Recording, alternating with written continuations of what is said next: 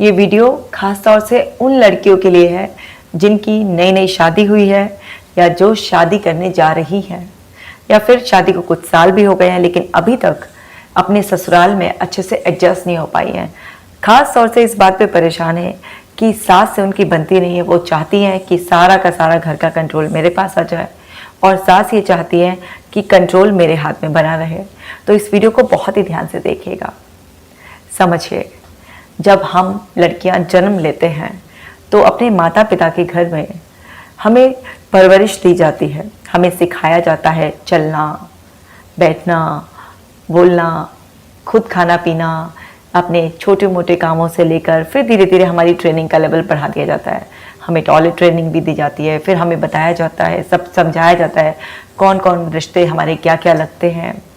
हमारे घर में किस तरीके के रीति रिवाज होते हैं, हम देखते हैं, सीखते हैं और उसी सबको अपनाते चले जाते हैं और फिर ऐसे ही धीरे धीरे हम बड़े होते चले जाते हैं। तो हम अपने माँ बाप के सानिध्य में रहते हैं। हमारे माँ बाप हमें सिखाते हैं कि वास्तविकता में जीवन को किस तरीके से जीना है, किस कुल में हम पैदा हुए हैं, हम कौन सी कास्ट को बिलोंग करते हैं, हर चीज़ हमको सिखाई जाती है और फिर उस चीज़ को सीखते सीखते सीखते हम उसमें रमते चले जाते हैं और फिर उनकी सीख का लेवल घटता चला जाता है और हम अपनी बुद्धिमानी से जो सीखा हुआ है उससे अपने आप भी सीखना शुरू कर देते हैं और बहुत अच्छी तरीके से ज़िंदगी को संभालते हैं। इससे हमारे माता पिता को एक संतुष्टि आ जाती है कि अब हमारी बिटिया तैयार हो गई है, वो समझ चुकी है तौर तरीकों को, रिश्तों को, किस तरीके से ज़िंदगी को जीना है, क्या हमारे घर में होता है, क्या हमारे घर के संस्कारों नियमों के हिसाब से नहीं होना चाहिए। हर तरीके की वो ट्रेनिंग देने के बाद वो भी संतुष्ट हो जाते हैं और फिर वो आपकी लाइफ में इंटरफेरेंस कम कर देते हैं क्योंकि उन्हें कॉन्फिडेंस रहता है कि आप अब अपनी ज़िंदगी सही तरीके से जी सकते हैं। उन्हें अपने संस्कारों पर, अपनी सीख पर, जो नियम कायदे हैं जो आपको बताए गए हैं उस पर पूरा कॉन्फिडेंस होता है कि आप उसका इस्तेमाल कर कर अच्छी तरीके से अपनी ज़िंदगी जिएंगी, सुरक्षित रहेंगी, आगे बढ़ेंगी, खुद को संभालने लायक भी बन गई हैं और बाकी लोगों को भी संभाल पाएंगी। इतना सक्षम वो आपको मानने लगते हैं। इसीलिए माता पिता की इंटरफेरेंस कम होने लगती है। अब यही बात ससुराल में भी लागू होती है। जिस दिन आप शादी कर कर जाते हैं तो वो आपका एक नई जीवन की यात्रा शुरू होती है ससुराल में, आपकी सास के साथ, आपके ससुर के साथ और परिवार वालों के साथ। अब वहाँ पर आप जब जाती हैं तो एक्चुअली आप दुनिया में जन्मी नहीं होती हैं लेकिन उस परिवार के लिए एक नया हिस्सा बनी होती हैं। अब आपको बहुत कुछ पहले से आता है, आपके माता पिता ने बहुत अच्छी तरीके से आपको ट्रेनिंग दी है तो आप उस बुद्धि के साथ वहाँ जाती हैं। आप अपने माता पिता की तरह जब उनके घर में आती हैं एकदम कोरी छोटी सी अबोध बालिका के रूप में, ऐसी अबोध बालिका के रूप में आप अपनी ससुराल में नहीं जाती हैं। तो आपके पास पहले से ही कुछ अनुभव होते हैं जिस अनुभवों के आधार पर आपको अपनी आज़ादी चाहिए होती है। आपको लगता है मुझे तो सब कुछ मैनेज करना आता है, मुझे कौन बताए। ऐसा लगता है ना? हाँ, ऐसा लगता है। अब लेकिन वहाँ पर जो सास आपकी है, जो ससुर हैं आपके या अन्य परिवार वाले हैं, वो बिल्कुल आपको उसी तरीके से छोटी नई नवेली बच्ची मानकर एक फैमिली मेंबर, एक नया फैमिली मेंबर आया है, पहले वो सुरक्षा का एहसास चाहते हैं कि वो उनके घर में क्या रीति रिवाज होते हैं, क्या उनके घर के नियम कायदे हैं, उनके घर में खाने का स्वाद कैसा होता है, कौन कौन से रिश्तेदार नातेदार हैं, कहाँ आना है, कहाँ पर आपको जाने से बचना है। वो सब कुछ तमाम बहुत सारी चीज़ें आपको सिखाना चाहते हैं ताकि उनको इस बात का कॉन्फिडेंस आ जाए कि आप जो है ना अब उनके रंग में रम गई हैं, उनके परिवार को समझ गई हैं, वो सब चीज़ें सीख गई हैं और आप इंडिपेंडेंटली भी उस परिवार का हिस्सा बनकर सब कुछ संभाल लेंगी, खुद को भी संभाल लेंगी और रिश्ते नातों को भी संभाल लेंगी, परिवार को संभालने लायक हो गई है। लेकिन अगर आप पेशेंस नहीं रखेंगे तो फिर कैसे काम चलेगा? माता पिता के घर में तो आप अबोध रूप में आए थे, हो सकता है आपसे पहले आपका भाई बहन भी कोई था तो सबने अपना अपना कॉन्ट्रीब्यूशन दिया होगा आपको सिखाने में। तो बचपन में आपने कभी अपने भाई से झगड़ा नहीं किया कि मेरे को ये क्यों सिखा रहे हो, ये मत सिखाओ मुझे, मैं अपने आप ही सीख जाऊंगी। नहीं, इसी तरीके से ससुराल में भी कभी सास तो कभी ससुर, कभी ननंद तो कभी देवर, कभी कोई जेठानी तो कभी कोई आपको कुछ ना कुछ सिखाना चाहेगा। लेकिन वहाँ पर सीखने में एक विरोध आता है क्योंकि जो सीख हमारे पास होती है वो हमारे सर पर अहम का टोकरा रख देती है और हम बिल्कुल भी ओपन नहीं होते हैं, बल्कि हम अपने आप को समेट लेते हैं, अपने आप को प्रूव करना चाहते हैं, अपने आप को प्रोटेक्ट करना चाहते हैं, और इस वजह से होती है झगड़े की सीरीज शुरू। और वहाँ पर जो आपकी अपनी सीखे तौर तरीके, पहले से रीति रिवाज जो सीख गए हैं, आप उन्हें चलाना चाहते हैं।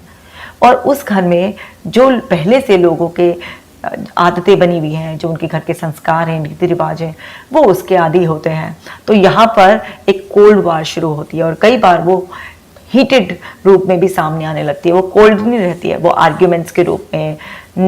तरह तरह के नाम देने, किसी को पुराने ज़माने का, किसी को रूढ़िवादी इस तरीके से, किसी को गवार बताकर, कई बार अब शब्दों पर भी आ जाती है, जिससे बहुत हीट प्रोड्यूस होती है। घर का एनवायरनमेंट खराब होने लगता है, आए दिन के झगड़े होने लगते हैं, और फिर पति के साथ भी आपके संबंध जो है ना बिगड़ने लगते हैं। अब पति के दिल का रास्ता सिर्फ उसके पेट से होकर नहीं गुजरता।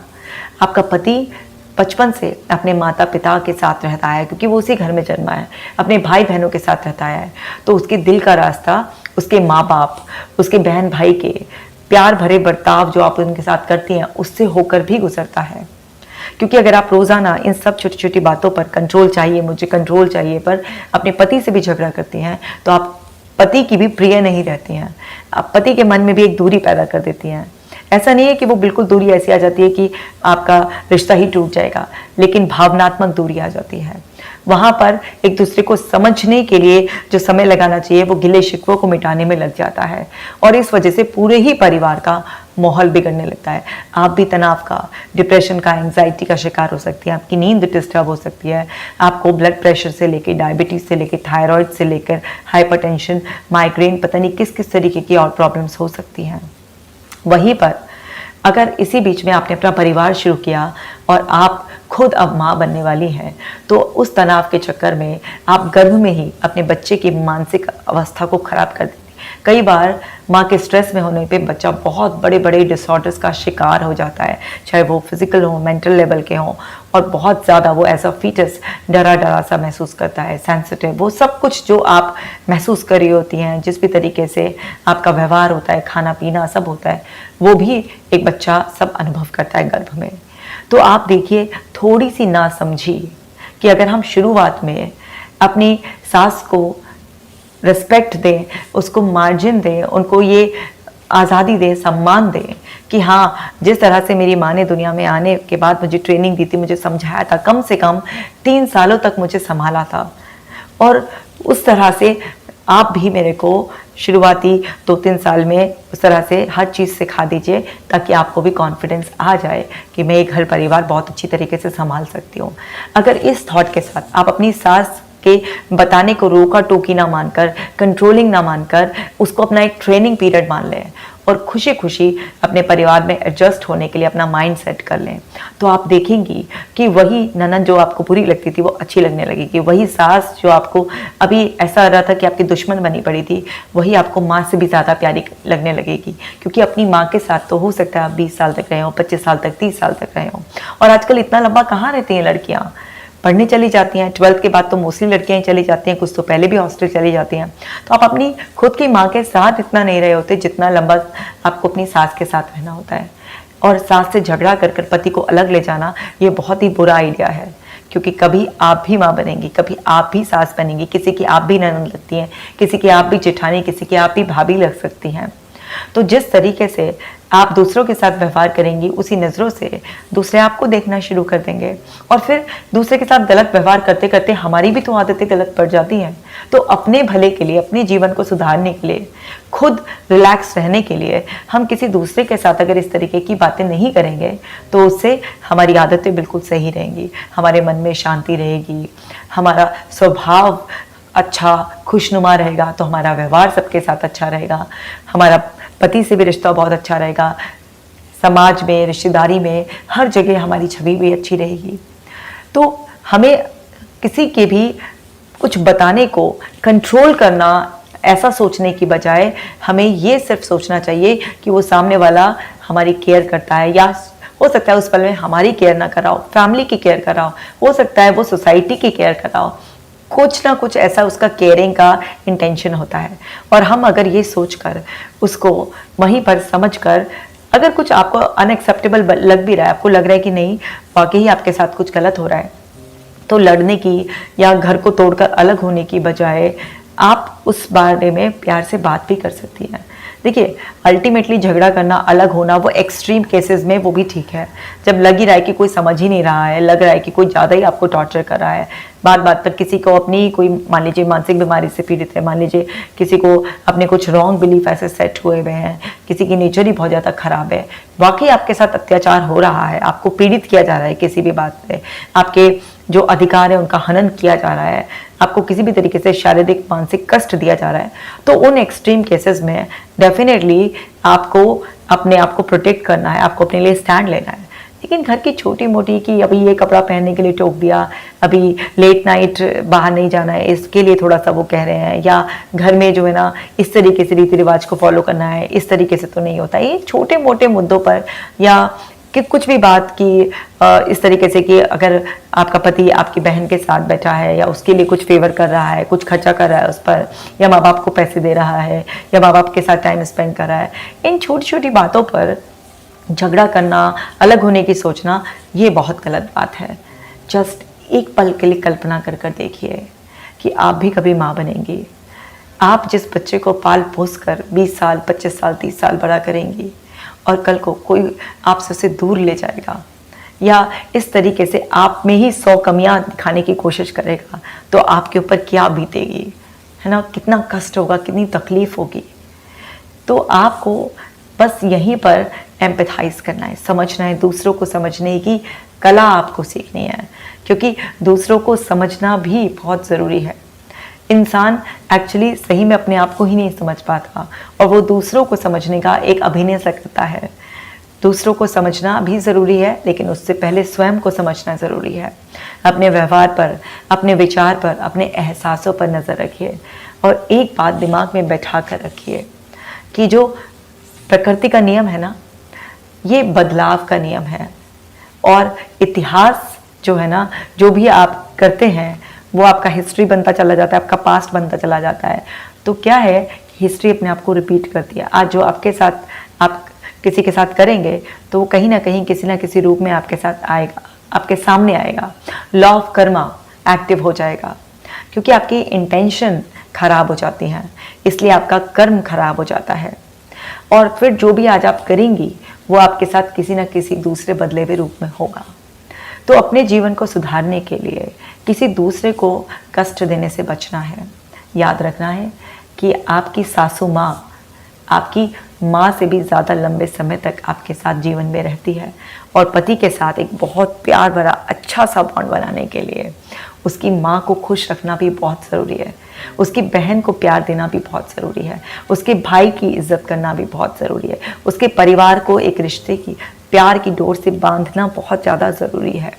क्योंकि तोड़ना बहुत आसान होता है, बांधे रखना उतना मुश्किल नहीं होता जितना मुश्किल लगता है।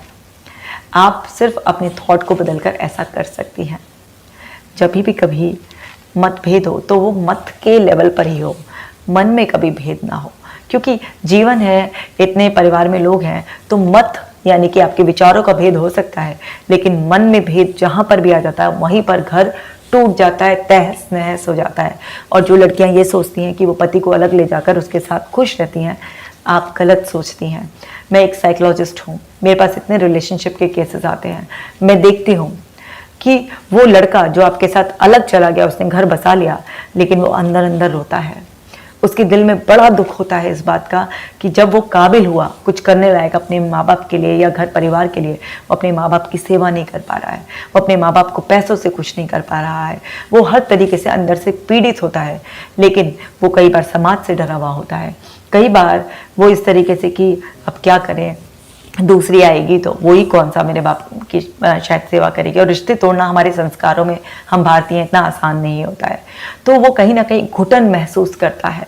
और वो आपके साथ रह रहा होता है। बस ऊपर से वो आपको हंसता हुआ और ठीक दिखता है, लेकिन अंदर अंदर से वो बहुत पीड़ित होता है। तो आपको समझना है कि आपको अपना भी ख्याल रखना है, अपने आप को भी शारीरिक मानसिक रोगों से बचाना है और अपने पति को भी बचाना है। घर के हर परिवार के साथ मिलजुल कर आप खुश रह सकती हैं अगर आपके अंदर एक थॉट हो कि घर में जो है ना, जितने भी लोग हैं वो बिल्कुल उस गुलदस्ते की तरह हैं। जैसे गुलदस्ते में ना अलग अलग तरीके के फूल लगे होते हैं, तो कितना खूबसूरत सा लगता है ना। और फिर हर एक की अपनी अपनी लाइफ होती है, हर एक की अपनी अपनी महक होती है। तो आपको ये समझना है कि जो घर परिवार होता है उसमें अलग अलग स्वभाव के, अलग अलग